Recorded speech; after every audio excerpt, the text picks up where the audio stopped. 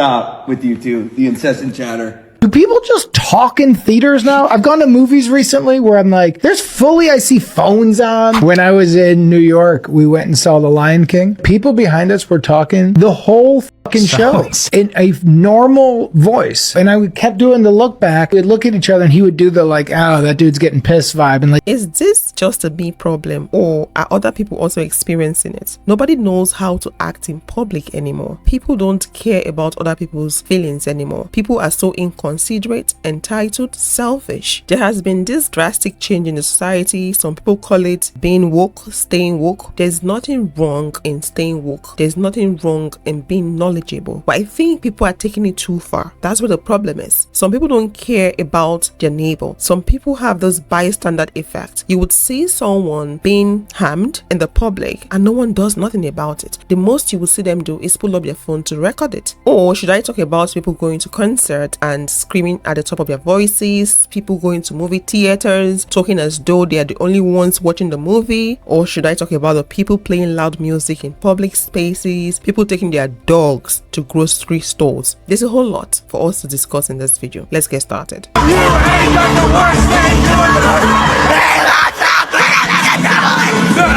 Tracy Abrams, give it up.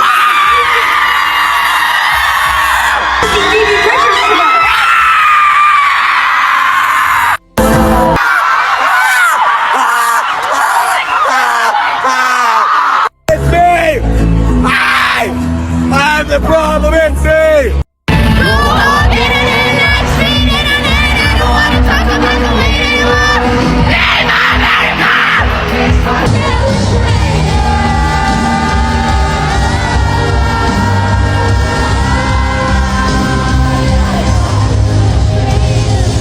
I get it. It's a concert. People are so excited to be in the same space with the celebrity they love so much. You know, they've been seeing them on the screen, watching their movies. But being in the same space with them is very different. Breathing the same air with them is very different. The energy is different. I get it. But must they scream? I understand they spent their money, they're investing their time to be there, but must they scream? This is my question. What exactly is making them scream? They're not the only ones in that space. Other people are also there enjoying the music. Why are they screaming? I don't want to sound like a hater because I'm not. And I understand everyone is different and people react to things differently. This is what the caption on the last video clip you watched says. Who needs therapy when you can scream your heart out? So basically, that person is saying it is therapeutic to scream. So are they implying that going to concert and screaming is a form of therapy for them? So they chose to buy a ticket to go scream at a concert rather than paying for a therapist? Let's talk more about screaming being therapeutic. How true is it that screaming, disturbing the peace of others around you, is therapeutic? Let's have a look.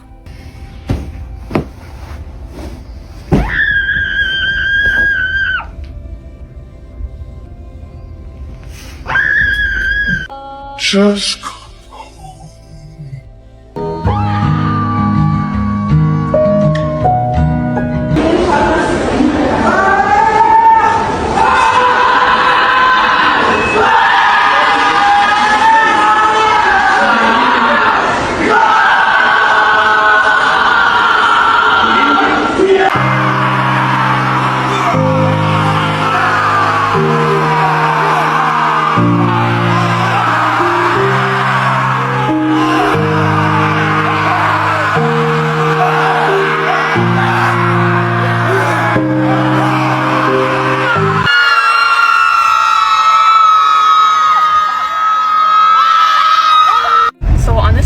side missions. We're going to a scream club. Herin kan Skadilina. So the place is at Lake Nokomis. Looks like somewhere down there. Yo, this thing is real. It's real. It's actually real. Waksa Adanka.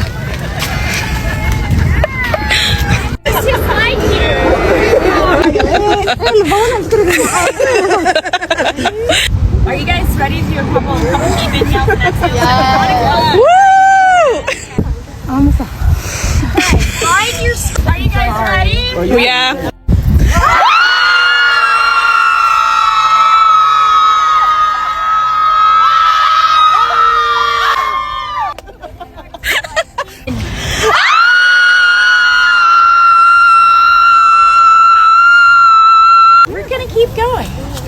Yeah, we are.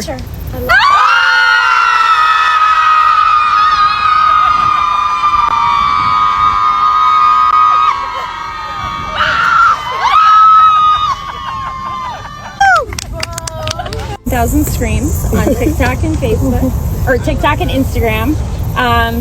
Yeah, so come join me. Come scream with me. Screaming must be that important to some people, for some group of people to consider having a club for it. I never knew such club existed. Let's see how people are reacting to the club in the comment section. I need someone to start Scream Club just for Somalis. This is taking me out. Canada people just be doing anything. When I tell you I went to a laughter club once, we had to laugh for 30 minutes straight. This is funny. Never heard of laughter club before. I'm more worried about the poor living creatures in the water. They don't deserve this. It's really relaxing, guys. I scream in my car all the time. Imagine the people on the boat thinking, what sort of ritual are these people involved in? Google AI says screaming can be a cathartic and stress relieving practice with potential benefits, including the release of tension, endorphins, and feelings of empowerment. However, some psychologists question its long-term effectiveness, suggesting it may activate the body's stress response and should not be considered a replacement for traditional therapy. Obviously, according to what I read, you cannot use screaming as a long-term therapy. And for those people that feel like they need to vent, they need to let out the built-up energy, I'm thinking buying a ticket to go scream at a concert is the best way to go. No, it's something called noise pollution. You can join the screaming club. Now you know they have a club, so do that rather than disturbing other people's peace of mind in a public space. And now I want to sit back and relax and enjoy my evening, when all of a sudden I hear this agitating, grating voice. Yeah, let's talk about that. The movie theater. I don't understand why people convert movie theaters as a gossip ground, a chatting ground. I'm pretty sure you met your friend outside before meeting the person inside of the movie theater. Whatever conversation both of you had or were planning to have, you should have had that outside or wait after the movie. But no, it's sweeter to converse, to gossip while watching movie with other people in the public. Makes no sense. For me, I find that behavior to be very disrespectful. To think you were not the only one that paid for that space. Obviously, they all paid for the space. So why don't you respect other people's peace of mind? Because some people just watch movies to take out stress. They want the peace and quiet of that environment to enjoy the movie. But no, some people wouldn't let that happen because they cannot stop being chatty. It's very annoying. It is. I tend to talk a little during movies. I apologize. Oh, that's okay. I don't mind. Okay, cool. Oh, it's starting. Okay. I'm worried about my dog. I know that all you have to do is tell them. I'm worried about my dog. She's watching. I'm watching. Pretty sure my dad's an nymphomaniac. Whatever. She probably doesn't even understand the movie. Stopped going to movies a few years ago. I had a really bad experience with my stepdad. Can you please control him? I was sworn off sci-fi when I thought that a spaceship had come down and probed me. I was wrongfully convicted. I have to go to the bathroom. You moving back there? You guys want me over there? No. Hey. Is something wrong with this one? Excuse me, please. You wanted to show me. Yeah, I did the catering on this movie. I'm in the credits. I So didn't know. I didn't know he was like crazy. you didn't know I do catering? I'm so sorry. Sorry, I don't talk to people that sit behind me. Oh, he was a bitch as a child. Should we get more? It's gotta stop with you two. The incessant chatter. Do people just talk in theaters now? I've gone to movies recently where I'm like, I see phones on. When I was in New York, we went and saw The Lion King. People behind us were talking the whole fucking show in a normal voice. And I kept doing the look back. We'd look at each other and he would do the like, oh, that dude's getting pissed vibe and like do like a little nod. 5 minutes of quiet and then, yeah, well, the other thing that's happened, I'm like, you know we can hear you. I know I'm being an old man grump. No. I was like, culturally, the world has changed. Most people still get it. Yes. There are people, and there is an age factor, but it's also just the comfortability. Agreed. There is this idea of like, I do what I want. And it's like, yes. But you go to a place where we're all like going to do a thing. But there's no thought about others. No. Normalize shutting the fuck up at the movie theater. Because I just had to leave the movie theater early because the yapping, it was insane. It was absolutely insane. And unfortunately, this is not the first time I've had to leave a movie early because people kept on talking over the movie. Look, I am no mini Karen in the making, but I get a little violent. I get a little angry when I'm watching a movie at the movie theater and people keep on yapping, specifically when the actors are talking. I went to go and see Maxine today. Wasn't able to go to my normal movie theater, but I decided to go to the warehouse. Something told me before I left the house that I should go to Alamo Draft House, but I didn't want to because the warehouse was closer and I didn't feel like driving an extra 30 minutes to go to Alamo Draft House. And clearly I should have. I get to the theater and the row behind me had like a couple that was in their 40s with their kid who I believed he was in like his mid to late 20s. The point is they were all grown adults. The entire time. Yap, yap, yap, yap, yap, yap, yap, yap, yap. Pumping gums. And I am not afraid to shush people. And I did. I swear every 10 to 15 minutes, this was me. Shh. And it wasn't just me. It got so bad by the time Mayor Goth ran into the psycho house, I had to grab my things and leave. But before I left, I did my civic duty and let the manager know. I got a refund and a free movie ticket. I do not care if you laugh during a movie. I do not care if you cry during a movie. I don't even care if you talk during some instances during a movie because there are some movies that require the audience to be interacting with the movie. But if it's not appropriate, shut up. Like, if I wanted to watch a movie with the side of chatter, I would go sit at a bar somewhere. I would go to B-Dubs or something and sit there, eat my chicken wings, and watch TV while people are talking all around me. If I really wanted that. But no, okay? I came to the movie to watch a movie. I came to the movie not to hear you talk about whatever you got going on. Even if these people were talking quietly, I would have not given it. But it's the fact that you were talking on top of the characters was what was getting to me, okay? And I thugged it out for a good 40 minutes to an hour, and I just had to pick up my shit and leave. No, I don't know what COVID has done to you guys, but movie theater etiquette is literally like bottom of the barrel right now. Let's talk about those dog lovers that don't have boundaries, that assume that everyone is like them. Everyone loves dog as much as they do. Not everyone loves dog. Not everyone can stay in the same space with a dog. Some people are allergic to dogs, but some dog lovers don't get it. They invade people's spaces with their dogs. You see some people going to grocery stores with dogs. I don't get it. People going to restaurants with dogs and letting those dogs sit on the chair that humans sit on. I know some people might argue and say, oh, I clean up my dog is clean. No, to you, your dog is clean. To some people, they can't stand that. We have to respect public spaces. You can do whatever you want to do with your dogs, but when you bring it to public space, have this at the back of your mind that not everyone loves dog as much as you do. Some people don't even want to have them in their space.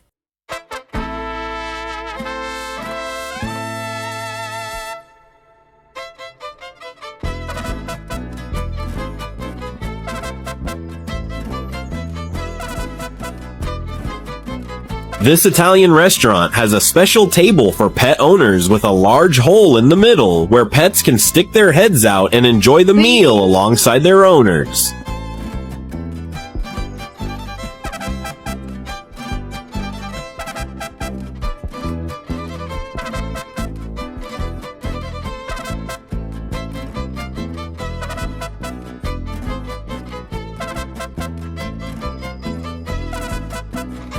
Some restaurants are even nice enough to create dog-friendly space for dogs. But why don't you take your dogs down there? Some dog lovers don't want to hear that. They believe that their dogs have equal rights as humans to go anywhere they so want them to go to. It doesn't make sense. And then when they see people react, they act like they don't understand why people are reacting the way they react. Some stores are being so strict. They say it out there, you're not allowed to bring your pet, your dog, your animal, whatever it is, into the space as long as that animal is not a human. I know some humans are animals. I mean, based on how they behave. But anyways, that's not what I'm talking about right now. There are some certain dogs that should be exempted from this. I mean, those service dogs. If you don't know what service dogs are, you can Google it. Those dogs that aid the owners that have disabilities. They have service dogs for blind people, for disabled people. So those dogs are being trained to assist the owners. They can take you shopping. That's how good service dogs are. So it's okay, we can forgive that because the dog is on a duty, the dog is working. Not those little puppies that are overly excited. People don't want them in their space. How would you feel seeing a shopper having his dog in the shopping cart? How would that make you feel? Hi.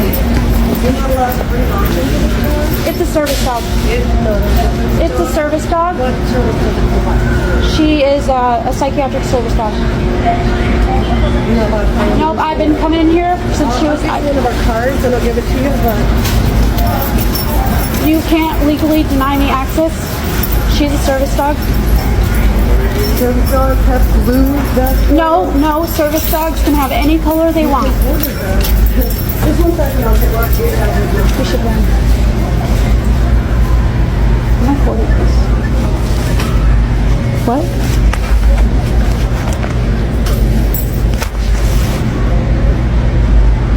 Service dogs have blue vests on. Did you know that? Service dogs have blue vests on. This is what they have written up on it. The only dogs that are allowed are professionally trained service dogs. This says nothing about a blue card. My dog is trained to perform me for a disability. Okay. And I can call the ADA if you have a problem with it. Okay, I'm fine. Go ahead.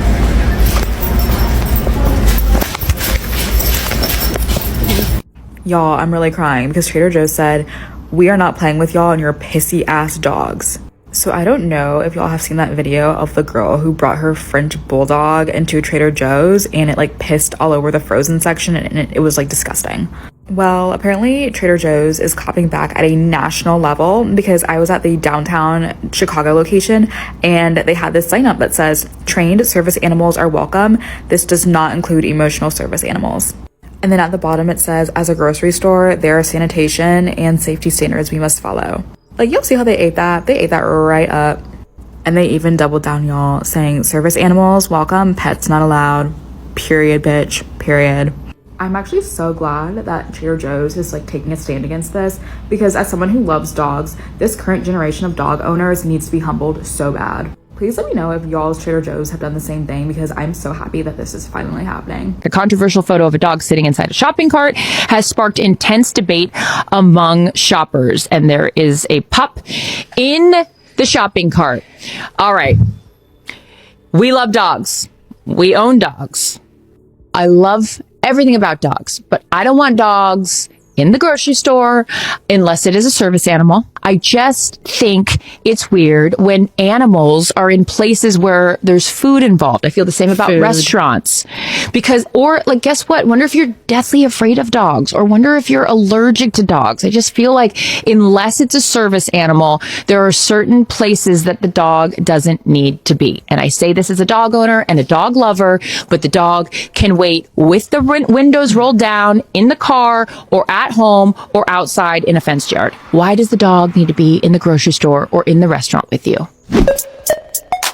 Then, the aggressive dogs. Some dog owners are very much aware that their dogs are aggressive. They are not friendly to humans. They're not friendly to other dogs. But they still choose to take those dogs to public spaces. Some even don't even control their dogs out there. They take them to public spaces and they let them to wander around. I think they need to punish those people that do things like that. They need to be fined because you cannot be endangering other dogs or other humans' lives because you're a dog lover. You know your dog is very aggressive. If you have an aggressive dog, you don't take that dog to a public space.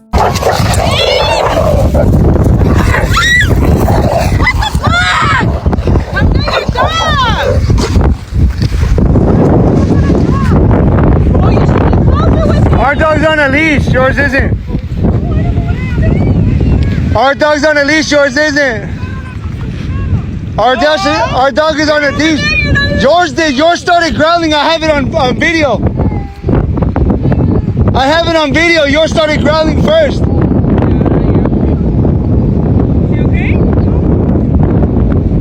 I have it on video. Your dog started growling first. I have it on video and everything.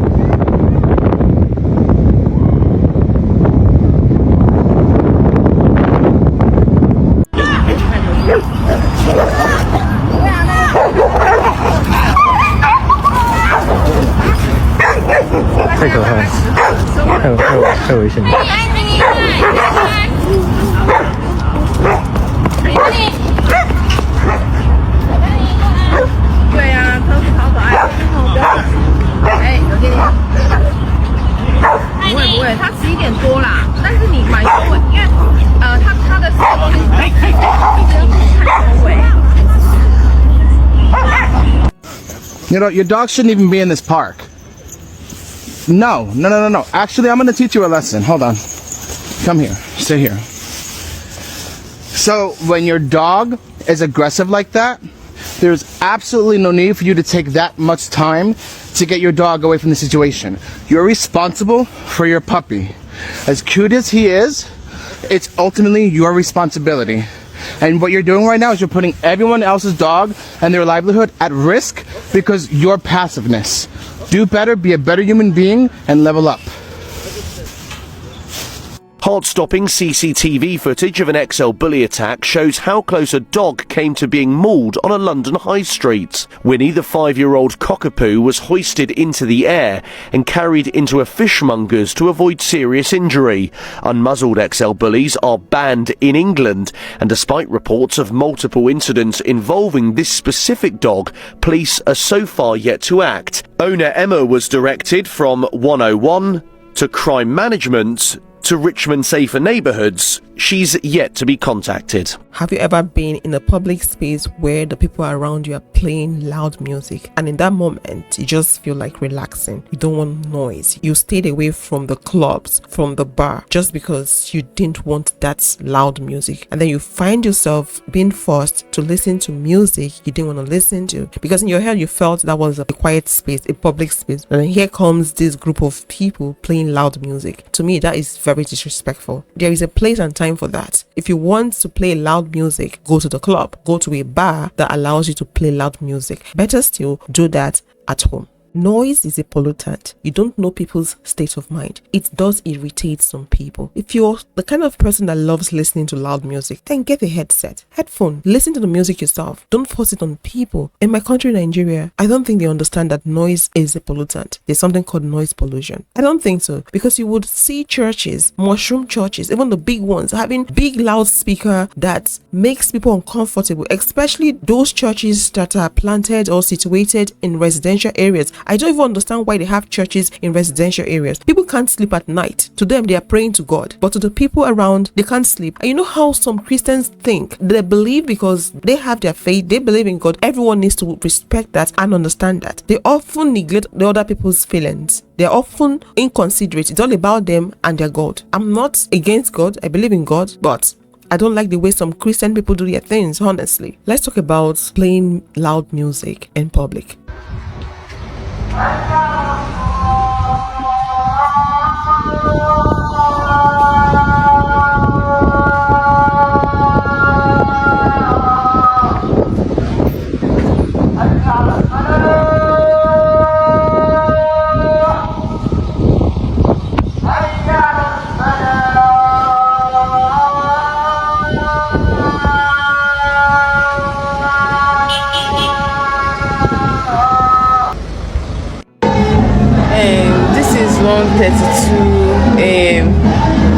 And as you can hear, they are still making that noise. I don't know what to do. 1:32 a.m. 1:32 a.m. What's that pyro? I'm going outside now. Can you stop that? Dance.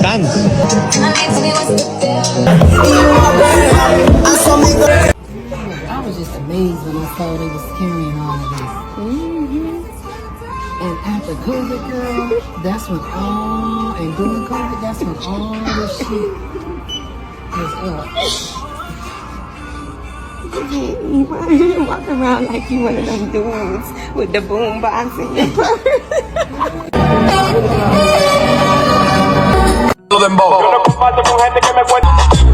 I don't think some people have privacy anymore in this world. The rate at which some people are going on the internet, everything goes. You don't have privacy at work. You don't have privacy with your patient. People just want to put everything out there on the internet. Imagine someone at work filming his or her co-workers without their consent and then coming to post it on the internet. I don't think that's good, honestly. That's you being disrespectful. What if that co-worker doesn't want people to know that that is the job they're doing? What if they're hiding from people? I don't mean them hiding from people that they committed crime. Sometimes you just want your pace, you don't want people to locate you, you just want to be by yourself. What if that's the case? Then putting them on the internet means you are exposing them to the world. You do that without their consent. Should I talk about people playing at their workspace, their workplace? The other day, a news broke out about some group of nurses exposing fluid that comes out of their female patients. That is not joke. They made a video about it and they were all singing and dancing. It makes no sense to me. Where's the privacy? Where's the respect?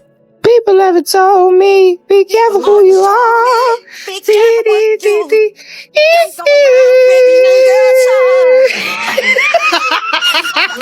Breaking news, these nurses in California were just fired after posting a TikTok making fun of their patients at their OBGYN.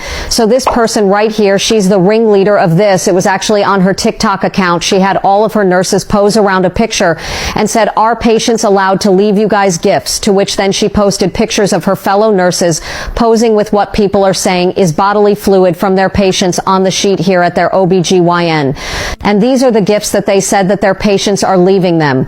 "We love our gifts so much," and they're making fun of the bodily fluid that these people ended up leaving on there because they're at a doctor's office. This woman here even stuck her tongue out and got her face right beside it. She said all shapes and sizes. And then you had all of them post together and say, "Make sure to leave your healthcare workers sweet gifts like these." And after that video went viral on TikTok, Sutter Health, who owned that doctor's office, actually made a post saying that the woman who owned the account has been fired and the other people that were posing have been put on administrative leave quickly after that. People went to their IG and figured out that Sutter Health was actually deleting comments when people were asking why they allowed their employees to post something like this. Drop you comments. A surgeon leaves a patient on an operating table to have sex with a nurse. When I say I have no words, I have no words. Like, I don't even know what to say, but I will read this story out to you guys. A surgeon is under investigation after walking out of surgery mid-operation to have sex with a nurse. Reports say that Dr. Suhail Anjum, sorry if that's incorrect, a consultant anesthetist at Tameside Hospital, left a patient under anesthesia during a gallbladder procedure, telling staff he needed a comfort break. Instead, he was discovered in another theatre with a nurse, what was described as a compromising position.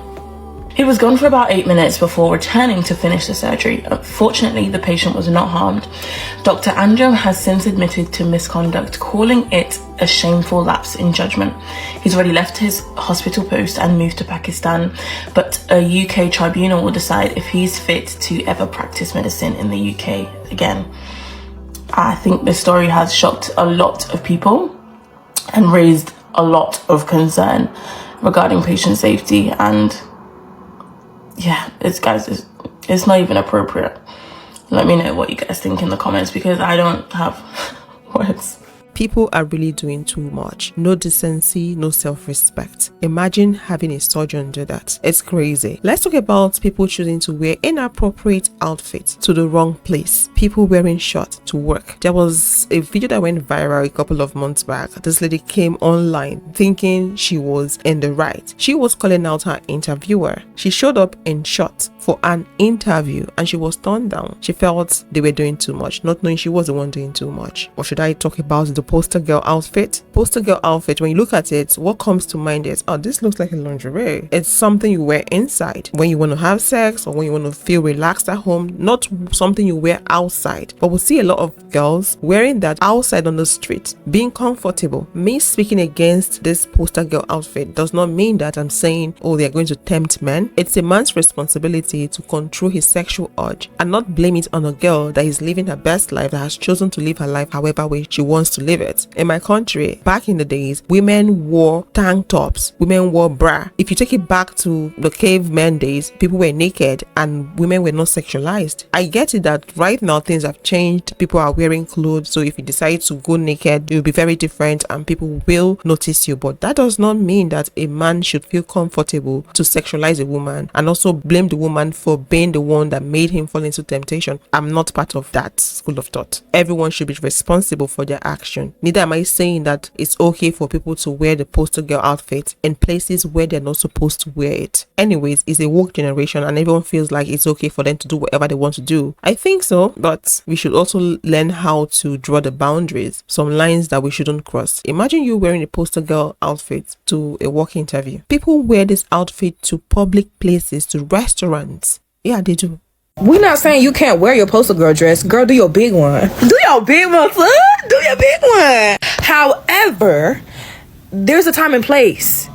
Why are we arguing about the time and place? I don't think that should be, that shouldn't be a fucking argument, period. Applebee's, you showed up to Applebee's in that poster girl dress. Ain't that what the strippers... You showed up to Applebee's where you know kids are gonna... Time and place is becoming lost, I see. The fact that people are arguing about this is crazy. You really want to see someone in that? Why are you eating your little... Hey, to each his own. To each his own, but nah, that's crazy. I feel like the only acceptable place you could wear some shit like that and eat is probably Waffle House. And that's like probably after you leave the fucking club.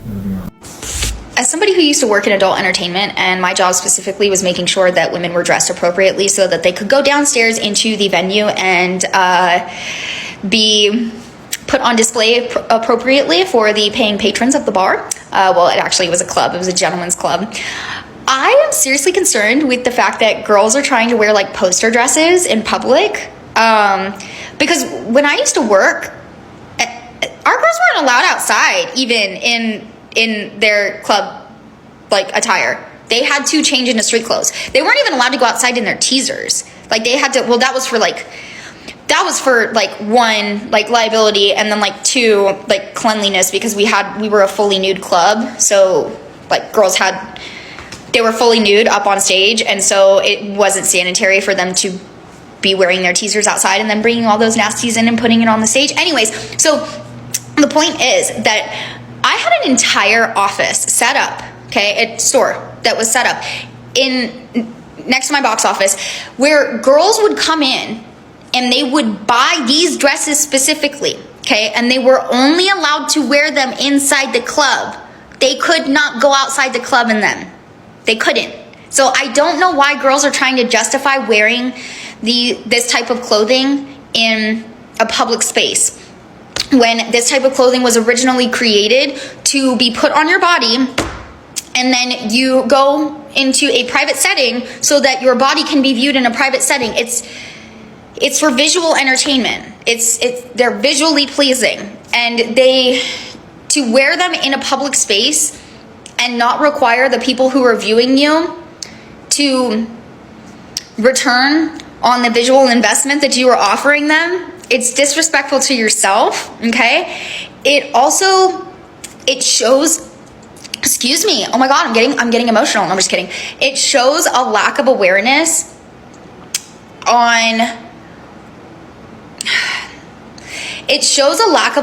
of like understanding that this type of thing, like sexualization, is not necessary in every aspect of your life. And I don't know, maybe I'm getting a little bit like emotional because I feel like it's also disrespectful to dancers, because it almost feels like you guys think that these girls wear this stuff, women wear this stuff out on the street, and they don't. They wear street clothes. My dancers used to show up in sweats and a hoodie and like Air Forces and no makeup and like a bag of McDonald's.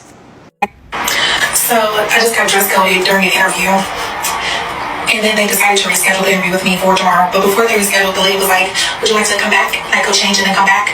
And I was like, no. These are the shorts. Let me turn to the side, y'all. These are the shorts.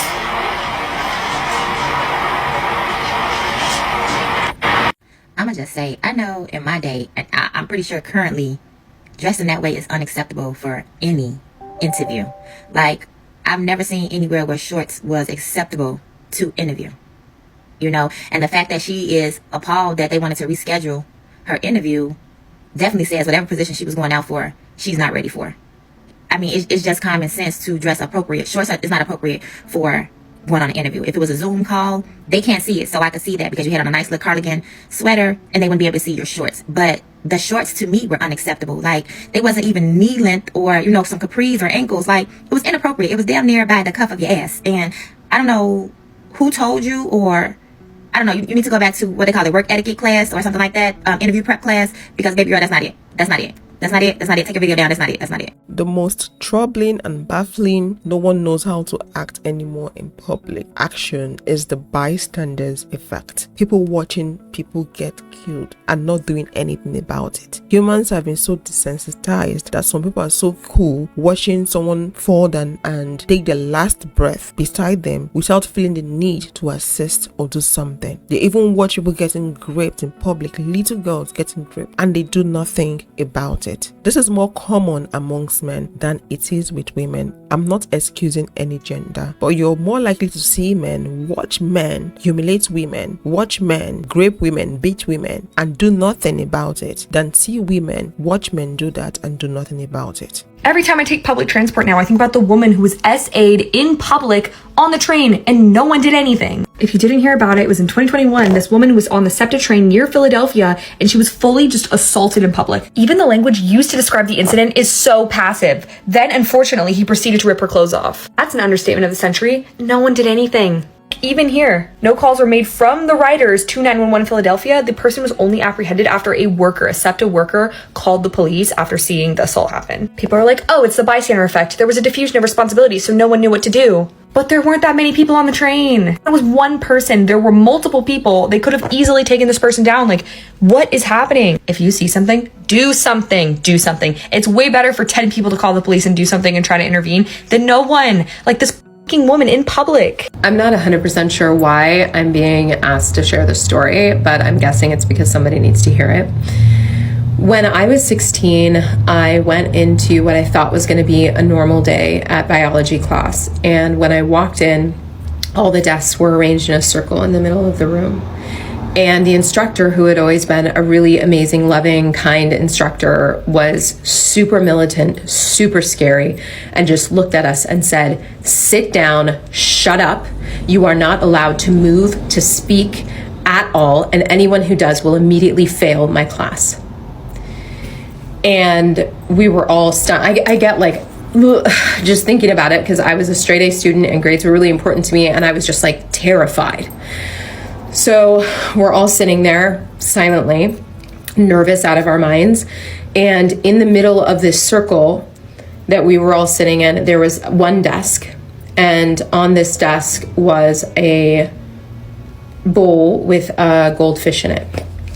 And he looked at us and he took the goldfish and he put it on the desk and he walked out and he shut the door. And we all just looked at each other. We're just like, what do we do? You know, like, obviously it violated like everything inside of me to like watch this fish die. And also, I heard the instruction. If you speak, if you get up, if you move, you will automatically fail the class.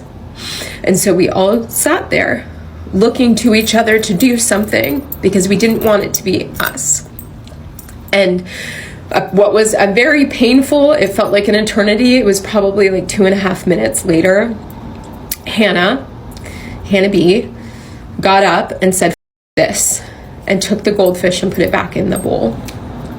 And when she did that, he came out and he looked at all of us and he said, look what the world has done to you.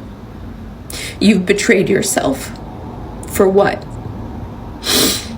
And I think about that lesson all the time because I learned in that moment that I am never going to be that person ever again.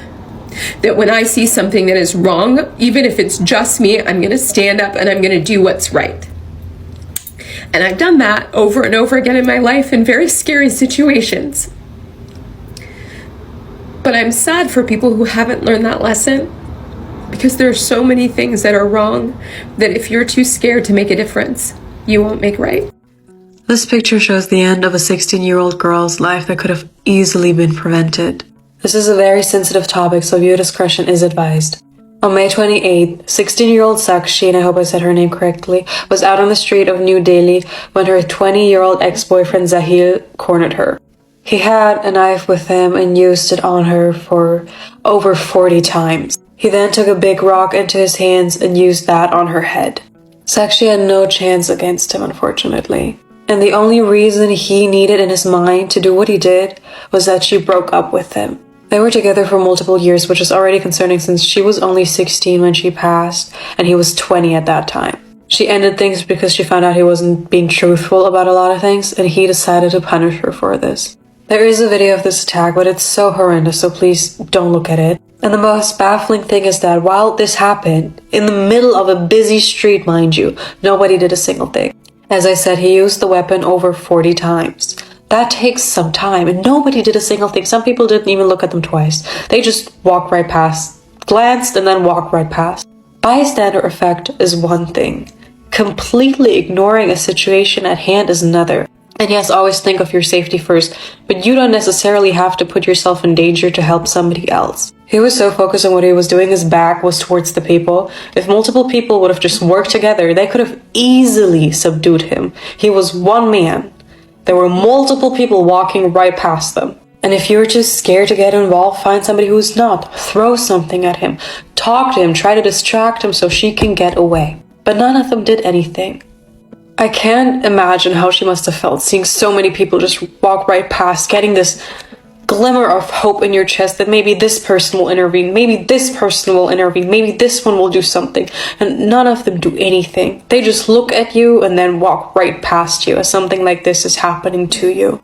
And this is exactly the reason why women all over the world, yes, it happens more in certain places than others, but all over the world, women are afraid of just simply saying no. We get told, just say no if you're not interested. Just end it. Just don't engage. But a lot of women end up like her when we don't engage, when we say no. I can speak for myself that there were times where I was terrified simply because I denied a man's advances. Men I didn't even know, mind you, who just felt entitled to my yes, and entitled to my time, and entitled to my body. And I can also say that while things like that were happening to me, in public, nobody helped me. And the only people who did help me were women. I have never been defended by a single man while being harassed publicly. No matter if there's a group of them or multiple of them walking by, some of them even laughed at me, seeing me in situations like that. It is heartbreaking that women have to think multiple times before saying something as simple as no. No should be an entire sentence. No should be a clear message. And a no should always be respected.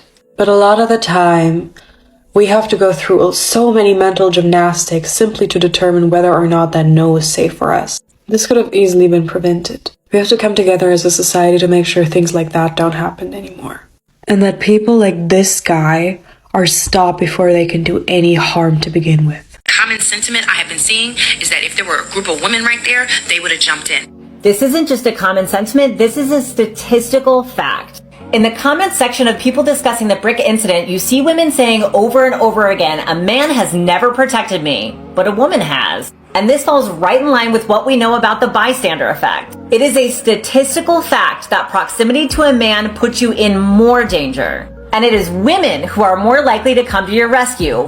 Men are more likely to be the bystander. This 2020 study found that despite ideas of chivalry, women are far more likely to help you than men. This 2015 study found the same thing. Men are less likely to help you. This 2014 study, men reported more intent to act as a bystander. And as recently as 2022, a meta-analysis of 85 studies found that women were more likely to intervene. And in every single one of these studies, the men had one thing in common that made them less likely to help. In every single study, men had a much higher acceptance of grape myths. They aren't intervening because they believe you deserve it. They believe you've done something, said something, worn something that makes you deserve this behavior. I'm going to say this for you again, clearly. The research shows men don't help women because they believe we deserve it. 5 other people were sitting on that train and no one helped her. We need to talk about the bystander effect. I'm in grad school for forensic psychology. I'm getting my MS in October. When I first learned about the bystander effect, I was scared. What do you mean to tell me that the more people there are to witness a crime in public, the less likely anyone is to help? That is what the bystander effect is. The more people, the more witnesses you have in a vicinity who all witness the same crime, the less likely it is that any one of them will intervene or help. Why? Because there's so many other people, they just assume someone else will do it. Or if no one steps in and takes action or does something, anything, they will think that it would be an overreaction to do something themselves, and they don't want to be judged. So that is the reason why none of those people helped that poor, poor girl as she sat there bleeding out on the train. Poor Arena, I feel so bad for her. It's been a while since I've seen footage that has both been able to disturb me deeply and make me feel so heartbroken at the same time. I just can't fathom the fear she must have felt as she just was recovering from the shock from the initial attack, and then looking around and seeing nobody reacting to it. So she doesn't even understand the severity of her own situation. She probably didn't even realize the severity of her own injuries, and she only had seconds because she was actively, heavily bleeding out from her neck. Okay, she was stabbed 3 times in the throat and neck. Okay, heavily bleeding out. She's not even aware of it, super in shock. She slumps over and dies within seconds. And the whole time before she slumps over, she cries. She's like curled into a ball, crying to herself, looking around for help for what just happened. And then she slumps over and loses consciousness. That girl, like, no one helped her. No one came over to see if she was okay. No one checked on her. There was blood all over the floor. And all the witnesses either got up and walked away, or they just kept sitting at their seats and did nothing. I truly don't know what was going on in those witnesses' heads. I don't know if they don't even realize what just happened, if they were just too frozen in shock or fear, if they saw the blood and were like, I gotta get out of here. Like, I don't know what was going on in their head, or if it was the bystander effect, if they just assumed somebody else would take care of it. But not one of those people checked on her. Not one of those people came over to her to see if she was okay. And to be fair, maybe they didn't realize she was stabbed or where she was stabbed. Yes, there was blood, but like maybe they didn't realize she was that severely injured because they didn't even look at her. Probably from the perspective of the people behind, like it looked like she got punched, but he had a little pocket knife in his hand. I don't know, there's just so many variables, and until we hear from one of these witnesses, unless they come forward and make a statement, we're not gonna know what the heck was going on in their minds or what was going on, like what they thought happened. But this is a good example of the bystander effect. You have a bunch of witnesses to a crime in the same vicinity and none of them helped. Okay, I understand not wanting to attack the killer because I understand, you know, people don't want to get themselves in danger. People have families that they want to go home to as well. But that doesn't mean you can't check on the girl. That doesn't mean you can't check on the victim and help the victim and hold her and apply pressure and do something. And even if she was a goner no matter what, because she was stabbed in the throat, at least you could have held her and been there for her. Ever since I learned about the bystander effect, I have told myself I would never be a bystander if I ever were to witness. And I don't care if I embarrass myself in public. I don't care if I make myself look foolish. I don't care if I overreact to a situation. If I see something, I will say something. I will do something.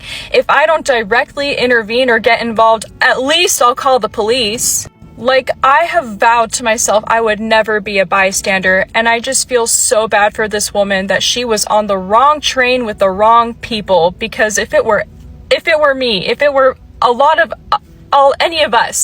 us, I know we all would have probably done or said something. Like, we would have tried to help this girl.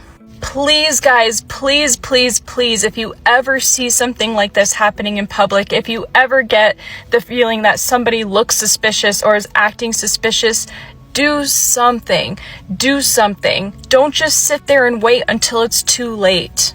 Don't be a useless bystander. It's obviously a crazy world we live in. Let me know what you think about this in the comment section. What do you think we can do differently to make the society, the world, a better place for everyone? You have to be your brother's keeper. I'm not saying that you should go out of your comfort zone all the time to be your brother's keeper. I also understand that sometimes people do good and then at the end of the day, they get bad treatment out of it. They get sued. For example, having a nurse practitioner or a medical doctor assisting with an emergency case, maybe on the flight, or someone just fainted, and in the process the nurse or the doctor breaks a rib. Maybe they were trying to do CPR, or they break the person's rib. Sometimes I've seen cases where the person that was being rescued sues, "Oh, you broke my ribs." They forget that you were being a good Samaritan. In some countries, in some places, they have the Good Samaritan law that covers the healthcare professionals. Or in places that don't have that, that person can lose their license just because they were trying to help. So sometimes when you see people not assisting, I guess they have their reasons. It could be due to their own personal experience or someone else's personal experience. Like with the case of the Ukrainian girl that got unalived in the bus. People had a lot to say. People tagged it to racial stuff. Oh, she was light skinned, she was white, Caucasian, and others were black, so they didn't want to be part of it. Some people can lose their life in the process of trying to speak up for other people. Mind you, he had a weapon, others didn't have. I'm not sure if others didn't have, but we didn't see it. I'm not justifying their action, but sometimes try and understand why people act the way they do. Regardless, if you think you can assist without finding yourself in a deep problem or losing your life in the process, then go ahead and do that, because this bystanders effect is really not helpful. It could be anyone tomorrow. Let me know what you think about this in the comment section, and I will see you all in the next one. Thanks for watching.